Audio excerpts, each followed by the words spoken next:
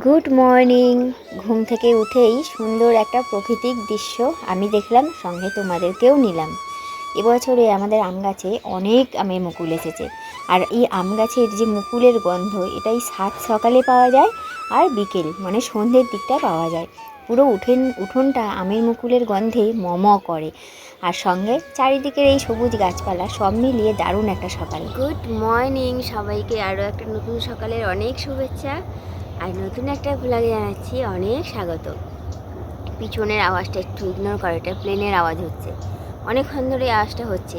এটা কিন্তু প্লেনের আওয়াজ, সামনেই আমাদের এয়ারপোর্ট, তো প্লেনের আওয়াজ আসছে।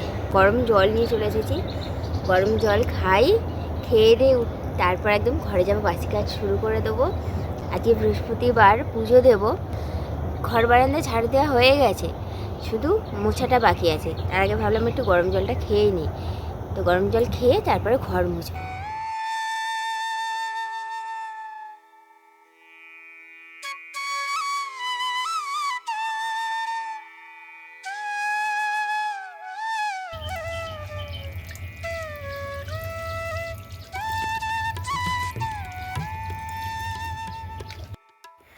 যেহেতু অনেক সকাল সকাল উঠে বাসি কাজ করতে হয়, তো আর সকালের দিকে ঠান্ডা তো থাকেই, সোয়েটার যদি একটা গায়ে না দিই ঠান্ডাটা না লেগে যাবে। আর আমার তো মাইগ্রেন আছে, ঠান্ডা লেগে গেলেই মাথা ব্যথা আরম্ভ হয়ে যাবে। ওই কারণেই বা ওই ভয়ে আমি হালকা পাতলা হোক আর যাই হোক সকালবেলায় একটা, যতদিন পর্যন্ত ঠান্ডা আছে গায়ে এরকম চাপিয়েই কাজটা করি। আর গাটাও গরম হয়ে যায়, স্নান করতেও কোনো অসুবিধা হয় না। আর এইদিকে দেখো কি কি রান্না হবে না হবে সেই সমস্ত শাকসবজি কিন্তু গতকাল রাতে আমি কেটে দিয়েছিলাম। সিম দিয়ে, আলু দিয়ে, বেগুন দিয়ে পালং শাকের চচ্চড়ি হবে, আর এই সরু সরু আলুগুলো দিয়ে আমুদি মাছ দিয়ে ঝাল হবে। চান করার সময় কিন্তু শাকসবজিগুলো মাকে ধুয়ে দিলাম, মশলাও করা আছে, সেটা ফ্রিজে আছে, মা রান্নাটা করে নিক। আমি কিন্তু কালকেরই লক্ষ্মী মাকে পরিষ্কার করিয়ে পোশাকারে বদল করে রেখে দিয়েছিলাম, জাস্ট আজকে পুজো করবো, মানে এই আসনারেও ঠাকুরের এই আসনেরও সব বদলে রেখে দিয়েছিলাম।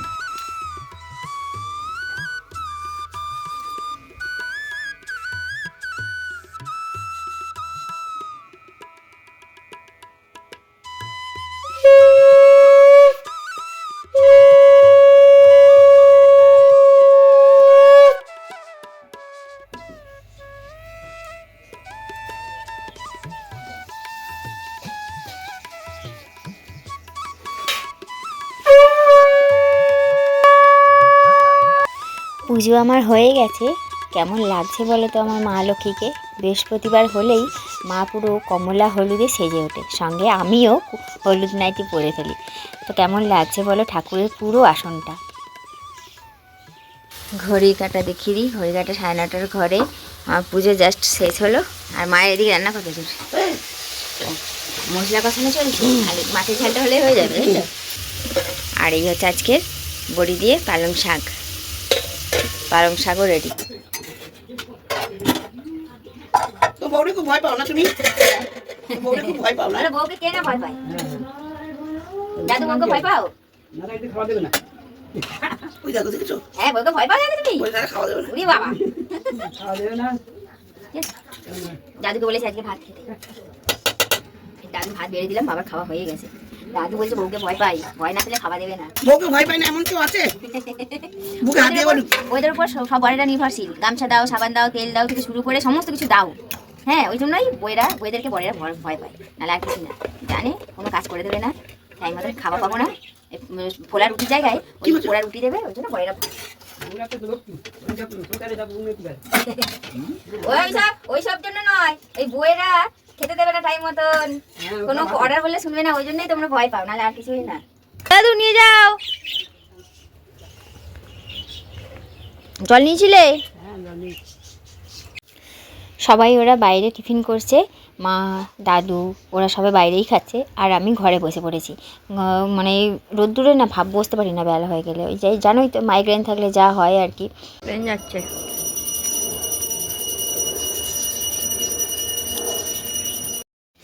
অল্প বয়সে চুল সাদা হয়ে গেলে তার যে কি কষ্ট মানসিক, যার হয় সেই বোঝে।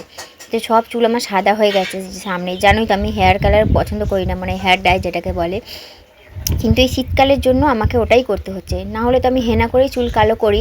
কিন্তু এত ঠান্ডার মধ্যে যদি আমি হেনা লাগাই তাহলে আর রক্ষে নেই, ঠান্ডা লেগেই যাবে। তার উপরে আবার ঠান্ডা লেগেও মাইগ্রেনের ব্যথা হয়, কিন্তু ওই কারণে হেনা লাগাতেই পাচ্ছি না।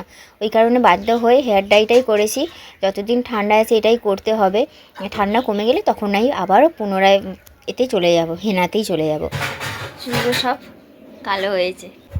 তো যাই হোক, ঘড়ি কাটা 1:30টার ঘরে খেতে বসবো। আজকে শ্যাম্পু করলাম না, জাস্ট নর্মাল জল দিয়ে ধুয়েছি। শ্যাম্পু পারলে কালকের করব।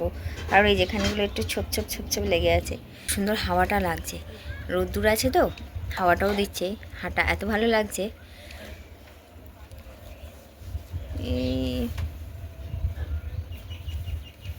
ও কানুনি, ভাত খাবো তো, বসো। তেলটা, নারকেল তেলটা রোদ্দুরে দিয়েছিলাম, ছাওয়া হয়ে গেছে।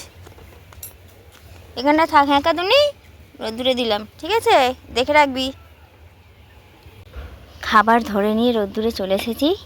আর এই যে মাছের ঝাল, আমোদি মাছের ঝাল, পালং শাক আর এই ভাত। তো চলো, মাও আসবে একটু পরে, এখানে বাইরে বসেই খেয়ে নেব। খুব সুন্দর হাওয়া দিচ্ছে আমাদের নদীর ধারে, হাওয়াটা বেশ ভালো লাগছে। রোদ্দুরের তেজটা বেড়েছে তো, গরমটা কমেছে, এই মুহূর্তটা ভালো লাগছে। এর পরের মুহূর্তটা আর কদিন পর, আর 15-20 দিন পর আর ভালো লাগবে না। ঘড়ির কাঁটা বিকেল 5টার ঘরে, আর এই মহারাজা সারাদিনে একবার ভুল করেও আসবে না। ঠিক বিকেল 5টা বাজবে, ঘড়ির কাঁটা কী করে বোঝে ঠিক জানি না, ঠিক টুকটুক করে আসবে, এসে এই যে ঢাল জায়গাটা আছে এখানটায় বসে পড়বে। সন্ধে পর্যন্ত বসে থাকে, আবার চলে যায়। এখানটাতেই বসবে ও, আর অন্য কোনো জায়গায় বসবে না। আর এই তো আমাদের ঘরে থাকেই কাঁদুনি। আর তোমরা চিনতে পারছো, ও যে এলো, ও তো মেম, ওকে আমি মেম বলি। ওর কানটা কিন্তু ঘা হয়ে পচে গেছিলো, তোমরা দেখেছিলে, তোমাদের বলেও ছিলাম। আমার বর দেখো ওষুধ পাড়া দিয়ে, স্প্রে দিয়ে পুরো সুস্থ করে দিয়েছে। আর একে দেখলে কেউ বলে না এ নেড়ি কুকুর, দেখলে মনে হয় যেন পুরো বাড়ির পোষা ল্যাব। রাস্তাঘাটে থেকে থেকে এরকম দশা বানিয়েছে, কেউ দেখলে বিশ্বাস করে না যে এটা নেড়ি কুকুর বলে, দেখলে মনে হয় যেন পুরো ল্যাব। যেহেতু একদম ভারী চেহারা, কানগুলো অনেক বড় বড়, নিচের দিকে ঝোলানো, মুখটা দেখো পুরো ল্যাব লাগছে না। হাত দেবে, দে দে, এনে দে, এটা দে, এটা গুড বয়, এটা মেমু, হাত দে, হাত দে, গুড বয়। এই তোর মায়ের মা কই রে? তোর মা আসছে না 2 দিন ধরে, কি ব্যাপার? হ্যাঁ, ওর মা যেন আসছে না, 2 দিন হয়ে গেল, শুধু রাত্রিরে খেতে আসে, না আগে মুহূর্তে মুহূর্তে আসছিল খাওয়ার জন্য, কিন্তু এখন আর আসছে না। বাচ্চা দিয়েছে, 7খানা না 8খানা বাচ্চা হয়েছে।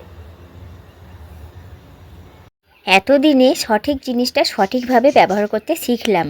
মানে এই ঝুড়ি ঝুড়ি লাইটটা যে কিনেছিলাম, এর ভেতরে কী আলো লাগালে এরকম ধরনের আলো পাবো সেটাই বুঝে পাচ্ছিলাম না।